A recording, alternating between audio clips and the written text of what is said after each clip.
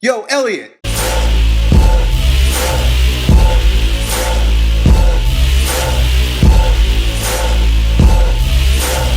Okay, so a lot of people have come to believe that by simply doing squats and deadlifts, you're strengthening your core. Now, the very first thing is you've got to understand the difference between that term core and abdominals. And I think a lot of people have gotten this mistaken. The core is everything that, like an apple core, is in the center of your constructs. Like the apple core is that center, right, where the seeds are in the middle, and then you've got that column associated with it, and then you got the fruit, the flesh of the fruit on the outside. The same thing with our body. Our skull and our vertebral column and all that is most proximal, that is closest to it, that surrounds it, is considered your core. So the muscles in your neck, when I talk about core, I'm talking about the muscles in your neck, your face, your chest, your belly, your pelvis, your glutes, everything except your extremities, right? Just like the core of the apple is everything except the flesh, everything except your extremities. If you cut off your arms and legs, you will still live because your core contains the most vital organs associated with your being able to be a human being. So your skull protecting your brain, the spinal cord, the spinal column protecting the central nervous system, which extends out into the peripheral nervous system and innervates all of our organs, right? You can't live without a strong core, but you could live without arms and legs. There are people that are born without arms and legs, but you can't be born without well, you can be, but you won't live very long, a stomach or lungs or a brain.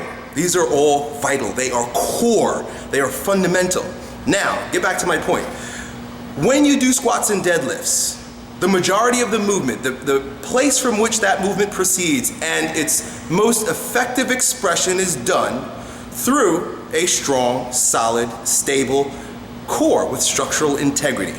So yes, you're training your core, but what a lot of people associate that term core with is just the abdominals, right? So when people say I'm doing core training, they tend to think, well, I'm training my abs. I'm doing crunches, or I'm doing sit-ups, or I'm doing leg ups, or I'm doing windshield wipers, whatever is associated with this portion of the body, they consider strengthening the core. Now, that's justifiable because that is a part of the core, and it's the part that houses your vital organs. I mean, most of your vital organs are down within the stomach, right? And those muscles that surround it are there as protective mechanisms, but also they are muscular expressions of the health of your organs. So true core strength also means organ health. And I've used that term viscerosomatic inhibition before, which basically means if the organ is unhealthy, the muscles associated with it on the same neurological loop, right? I've made several videos about this, so if I'm going over your head, just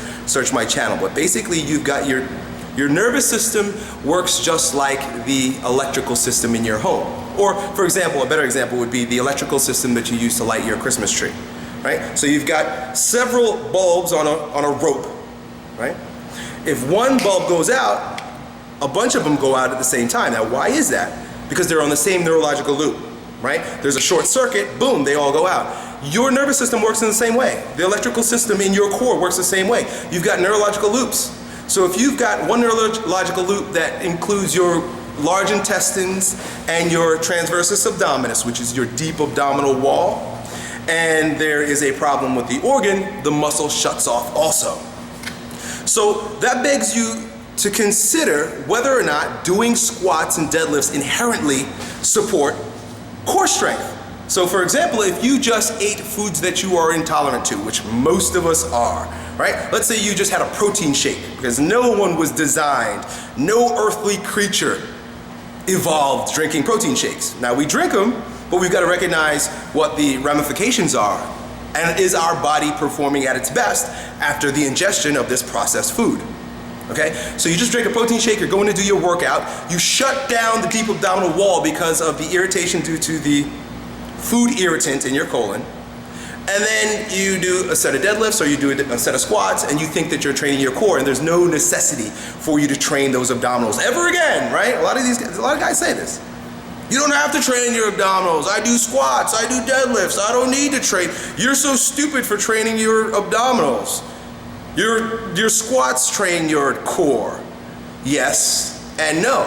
But in my experience, usually no. And it's because of the muscular dysfunction of most people abdominals. Not only that, so we got some people, most people, a lot of people, where the abdominal wall, the muscles of the abdominal wall, and I could do it, I could rant on what that is, and I might talk a little bit about it in a moment, simply don't work. Or they're on sometimes, and they're off at other times. Then you also have faulty recruitment patterns that don't allow people to actually engage those muscles. Now they can work, but they don't engage properly during the movement. So yes, your abdominals are flat, they look good, they're lean, and they are strong, but they don't engage at the right time due to a faulty recruitment pattern because of our dysfunctional lifestyles, sitting a lot, just different dysfunctional patterns that we go about our lives producing. And then you go and you deadlift and your abdominals get shut off right away. I know so many athletes and I have so many friends that when they deadlift, they're resting right on their posterior ligamentous system. That basically means they're resting on their spine, and that's why their fucking back hurts every time they do deadlifts. When I do deadlifts, my abs are engaged. So the point here that I want to make, besides all of the circular talking that I'm doing, is that you will have to, most people in my experience, including myself, I talk a lot, but it doesn't mean that Elliott is above and beyond any of this stuff. I talk a lot because I learn a lot, I apply a lot, and I teach a lot. And that's all it is. It's not that I'm better than anyone else or that I've got it all together. I share ideas.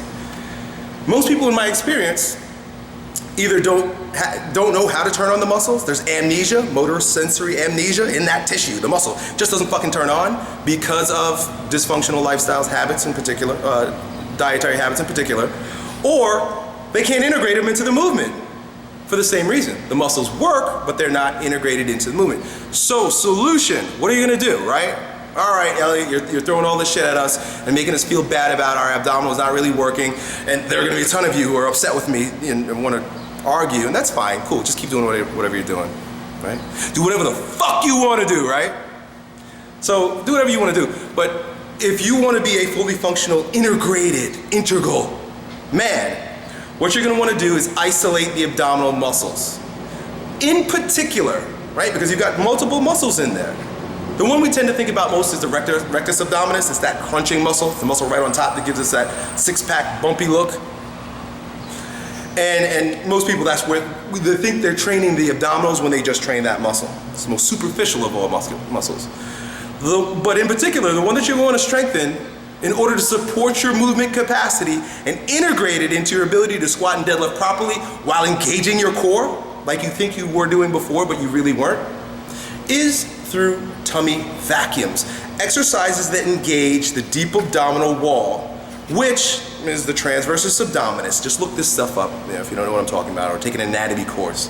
The transversus abdominis, it's really our lower abdominals, if you will. It's that muscle that connects the pelvic floor to the front part of your lower abdominals, right down below your belly button.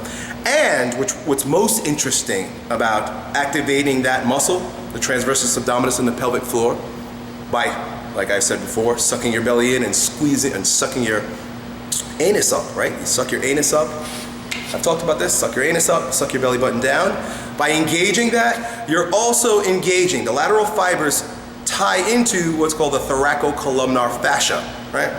All that is a sheath of fascia, which is kind of like saran wrap, if you will, that ties all your muscles together, that when engaged, turns them all on, especially within your core, your abdominal region, around your spine, your lumbar spine, and cinches together. It pulls all the organs in, and it creates the same thing that's created when you put on a weight belt.